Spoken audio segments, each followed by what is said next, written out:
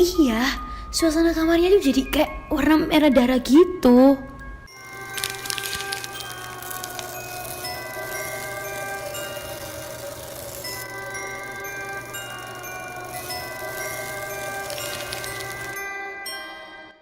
Hai, kembali lagi di channel kami Gibah Horor. Gimana kabar kalian hari ini? Aman dong. Vi. Iya, apa? Kenapa sih hari ini? Depresi lo ya? Jangan-jangan stres. Ini loh, aku lagi baca cerita dari Rina. Kenapa? Cerita apa? Jadi gini ceritanya.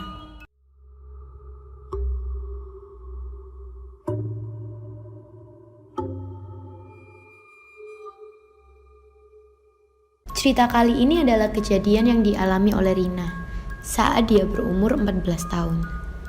Waktu itu tahun 2008. Keluarga Rina bangkrut dan harus menjual rumah mereka. Untungnya, Rina memiliki seorang tante yang sangat sukses. Namanya Tante Lani.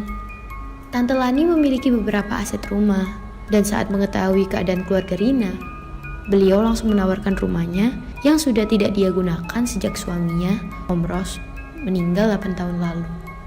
Alasan dia tidak menggunakan rumah itu karena ia selalu ingat almarhum suaminya kalau tinggal di sana sendirian. Beliau sekarang tinggal di sebuah apartemen jauh dari rumah itu. Waktu sampai di sana untuk melihat kondisi, masih terlihat betapa cantik dan kokohnya rumah itu. Tapi karena sudah 8 tahun tidak dihuni, lantai dan perabotannya kotor sekali. Debu yang di dalam rumah tebalnya sudah terlihat seperti tanah yang masuk. Ada tanaman-tanaman kecil yang liar di dalam. Dan bahkan di dekat daerah tangga kayunya ada pohon kecil yang tumbuh. Ini ya kemungkinan Rina sama mama papa baru bisa tinggal di sini 2 minggu lagi. Soalnya harus diberesin dulu.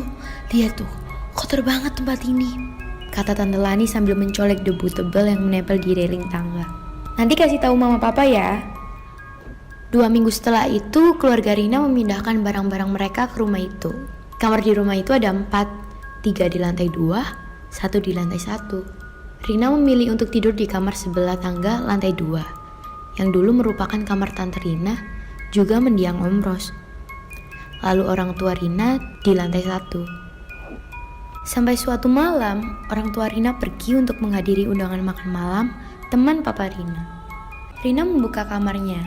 Pintu kamar Rina terbuat dari kayu jati yang sangat berat.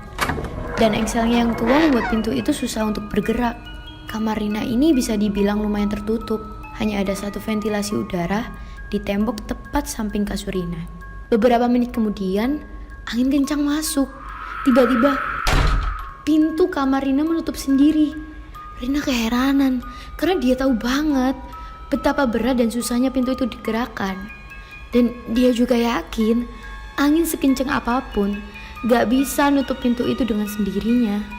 Rina mulai curiga. Dia pun mencoba untuk menahan pintunya dengan kursi kayu yang ada di kamarnya. Setelah itu dia kembali ke kasurnya dan langsung tidur untuk melupakan kejadian tadi. Baru beberapa detik yang memejamkan mata, tiba-tiba kejadian yang tadi terulang lagi. Rina semakin memejamkan matanya, berharap semua ini cepat selesai. Saat matanya terpejam, dia merasa lampu kamar seperti berubah warna. Saat itu juga Rina langsung membuka mata dan melihat suasana kamar menjadi berwarna merah darah. Hah? Merah darah? Iya, suasana kamarnya tuh jadi kayak warna merah darah gitu. Film banget. Juga langit luar tiba-tiba bergemuruh. Terlihat dari tangga ada sosok yang berjalan mendekat ke kamar Rina. Oh my god. Siapa tuh? Bentuknya seperti manusia. Rambutnya panjang sekali, bahkan hingga menyapu lantai. Tidak begitu jelas bagaimana wajahnya. Seluruh tubuhnya hitam pekat. Rina memojok ke bagian kepala kasur, menekuk lutut dan menutup dirinya dengan selimut. Lalu tiba-tiba dia mendengar suara dari sosok itu. Rina.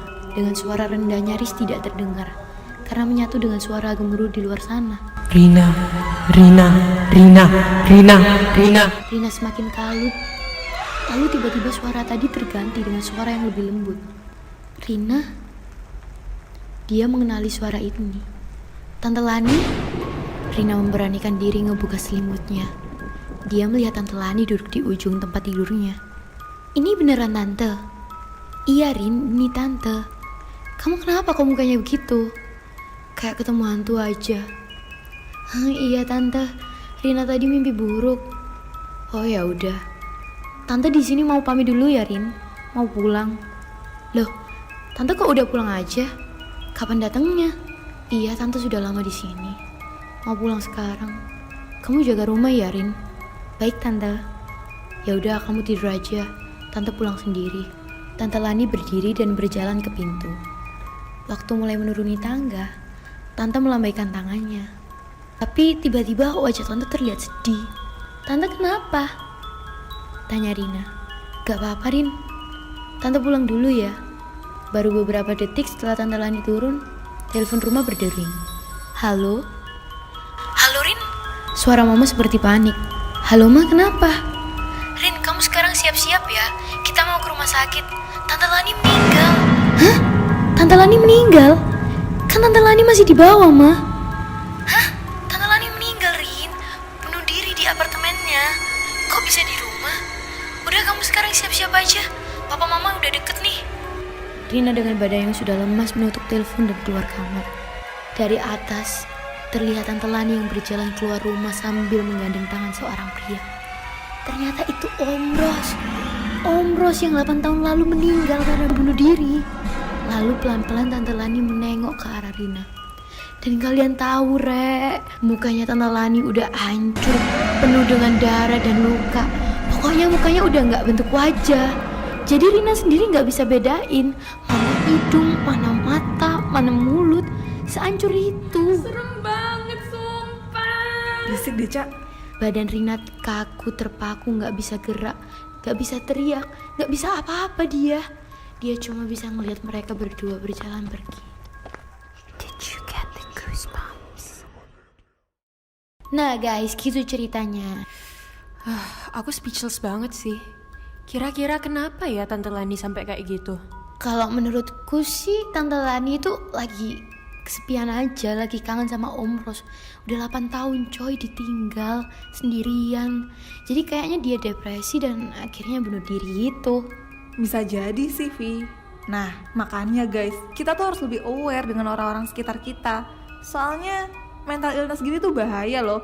Bahkan hal terparah tuh bisa merenggut nyawa kayak cerita tadi. Nah, bener banget. Jadi, buat teman-teman di rumah, ingat aja, kalian gak pernah sendiri. Akan selalu ada orang yang peduli sama kalian.